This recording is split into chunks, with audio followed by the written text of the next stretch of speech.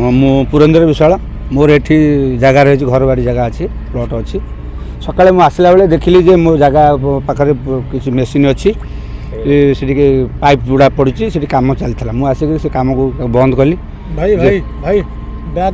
ମୁଁ କାମ ବନ୍ଦ କଲି। ସେଠିକାର ଆମର ଏଠିକାର ଯେଉଁ ମାନେ ଯିଏ କାମ କରୁଛନ୍ତି ସେ ଆସି ମୋତେ ବୁଝେଇଲେ ଯେ ଏଠି ଆମେ ପାଇପ୍ ଲାଇନ୍ ଏବେ କାମ କରୁଛୁ, କିନ୍ତୁ ଆମେ ଆପଣଙ୍କ ଜାଗାରେ ନେଉନାହୁଁ, ତେଣୁ ଆମେ କାମ ଆପଣ ବନ୍ଦ କରନ୍ତୁ ନାହିଁ। ତେଣୁ ଆମେ କହିଲୁ ଯେ ଆଜ୍ଞା କାମ କରିବାକୁ ଆମ ମନା ନାହିଁ, ଏଇଟା ହେଉଛି ଆମର ହେଉଛି ଘରବାରି ଜାଗା। ଆମ ଘରବାରି ଜାଗା ଦାଢ଼ରେ ରହୁଛି 23 ଫୁଟ ସରକାରୀ ରାସ୍ତା ବାଦ ସରକାରୀ ଜାଗା ଅଛି, ସେଠି ଆପଣ କାମ କରନ୍ତୁ। ତେଣୁ ଏଠି ତେଲ ପାଇପ୍ ଲାଇନ୍ ଆମର ହେଉଛି ମାନେ ପିଲାଛୁଆ ଘର ସଂସାର ଭବିଷ୍ୟତ ଆମେ ଏଠି ଜୀବନଯାପନ କରିବୁ। ତେଲ ଗୋଟେ ବିପଦପୂର୍ଣ୍ଣ ଜିନିଷ, ତେଣୁ ସେ ଜିନିଷ ଗୁଡ଼ିକ ଦୂରତା ଯେଉଁଠି ମଣିଷ ଯେଉଁଠି ବସତି ସ୍ଥାପନ କରିବେ ଦୂରରେ ରହିବା କଥା। ସେ ଆମ କଥାକୁ ବୁଝିଲେ, କହିଲେ ଯେ ଆମେ ଆପଣଙ୍କ ଜାଗାରେ ନେଉନାହୁଁ, ଆମେ ଅଲଗା ଜାଗାରେ ନେବୁ, ଏବେ କାମ ଚାଲିଛି। ଆମେ କହିଲୁ ଦେଖନ୍ତୁ କାମ କରନ୍ତୁ, କିଛି ଆମ ମନା ନାହିଁ, କିନ୍ତୁ ଆମକୁ ଏସବୁ ଜିନିଷ ବିପଦରୁ ମୁକ୍ତି କରନ୍ତୁ। ଆଉ ଯେଉଁ ସମସ୍ତ ଜମି ମାଲିକମାନେ ଅଛନ୍ତି ସମସ୍ତେ ଆଜି 5-7 ଜଣ ଆସିଥିଲେ, ଆମେ ସମସ୍ତେ ଯୋଗାଯୋଗ କରୁ, ସବୁ ମାଲିକମାନେ ଆସିବେ ଯେମିତି ସୁରକ୍ଷିତ ଭାବରେ। କାମକୁ ଆମେ ବିରୋଧ କରୁନୁ, କିନ୍ତୁ ମାନେ ବେଆଇନ ଭାବେ କାମ ନ ହେଉ। ପାଇପ୍ ଲାଇନ୍ କାଲି କରିଦେଇ ଯିବେ, କାଲି ବିପଦ ପଡ଼ିବ, ସେତେବେଳେ କିଏ ଶୁଣିବ ଆମ କଥା? ଆମ ସହିତ ଏପର୍ଯ୍ୟନ୍ତ କୌଣସି କମ୍ପାନୀ ଯେ ପାଇପ୍ ଲାଇନ୍ ମାଲିକ ଯାହାର କାମ ହେଉଛି ସେ ଆମ ସହିତ ଯୋଗାଯୋଗ କରିନାହାନ୍ତି। କମ୍ପାନୀର ପାଇପ୍ ଲାଇନ୍ ଯାଉଛି ଆମେ ତ ଶୁଣିବାକୁ ପାଉଛୁ IOCL NRL କ'ଣ କମ୍ପାନୀର ପାଇପ୍ ବୋଲି ଆମେ ଶୁଣିବାକୁ ପାଉଛୁ, କିନ୍ତୁ ଆମେ ଠିକ୍ ଭାବରେ ଆମେ ସେଥିରେ କମ୍ପାନୀର କୌଣସି ପ୍ରତିନିଧି ନା କୌଣସି ପ୍ରତିନିଧି ଆସିନାହାନ୍ତି କି ଆମ ସହିତ ଯୋଗାଯୋଗ କରିନାହାନ୍ତି। ଏଠିକାର ଯେଉଁମାନେ ଠିକାଦାର କାମ କରୁଛନ୍ତି ସିଏ ଆମକୁ ବୁଝେଇଲେ ଯେ ତମେ ଆପଣଙ୍କ କିଛି ଅସୁବିଧା ହେବନି, ଆମକୁ ବର୍ତ୍ତମାନ କମ୍ପାନୀ ଅର୍ଡ଼ର ଦେଇଛି, ଆମେ କାମ କରୁଛୁ, ଆଉ ଯାହା ଆପଣ କହୁଛନ୍ତି ଆମେ ସେ କଥା ନେଇ କମ୍ପାନୀ ପାଖରେ ଜଣେଇବୁ। ତେଣୁ ଆମେ ତାଙ୍କୁ ଅନୁରୋଧ କଲୁ ଯେ ଭାଇ ଦେଖନ୍ତୁ ଆମର ଜାଗା ଏଠି ବିପଦପୂର୍ଣ୍ଣ ଜିନିଷ, ଏଠି କାମ କରନ୍ତୁନି।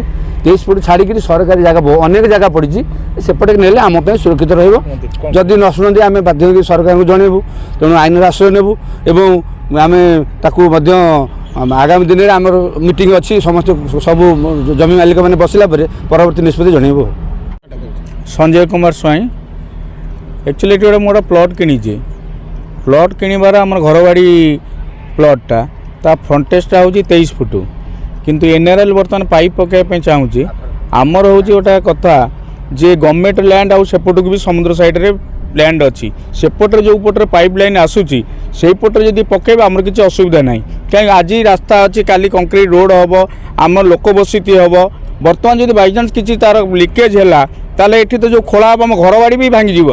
आम एबे घर करूँ आ 2 मास पर घर करूँ कि वर्ष पर किए घर कर ताले आर क्षतिपूरण किए देव प्लस आर किए किसी ये हम आम पिला छोट छोट पिला रे ये जो जनबसती हम लोक रे किंतु जहाँफल आम सरकार कतरे दाबी बा कंपानी कतरे अनुरोध जे 23 फुट रास्ता सेपट को लेकिन पाइप लाइन नियंतु आमर से कौन असुविधा ना ना आम सागर किसी आलोचना करना।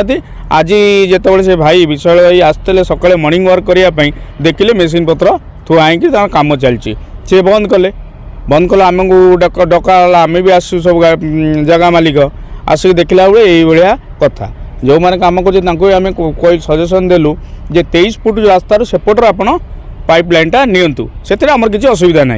सी कहे ना यहीपटे ने यहीपटे ने आम असुविधा अच्छी। आज जिते मेन्टेनेंस हम आज किसी कही होनी दुर्घटना तो कहीकि आसबनी जिते दुर्घटना हम से आम घर बाड़ी भी भंगा हम दरकार पड़े कम आपातत आम कही रिक्वेस्ट कर कम बंद करने जो आईन आश्रय नबू ना आम कथा आम आसी देखिक कम रिक्वेस्ट कलु जो कॉन्ट्राक्टर बा जी अच्छा जे भाई आप कामटा बंद करूँ जहाँ हम NRL कर्तृपक्ष आसो आलोचना हम तापर जहाँ डिसीजन नवा कथा हाँ NRL कंपनी निश्चय आलोचना करें माने सारा जीवन कथा।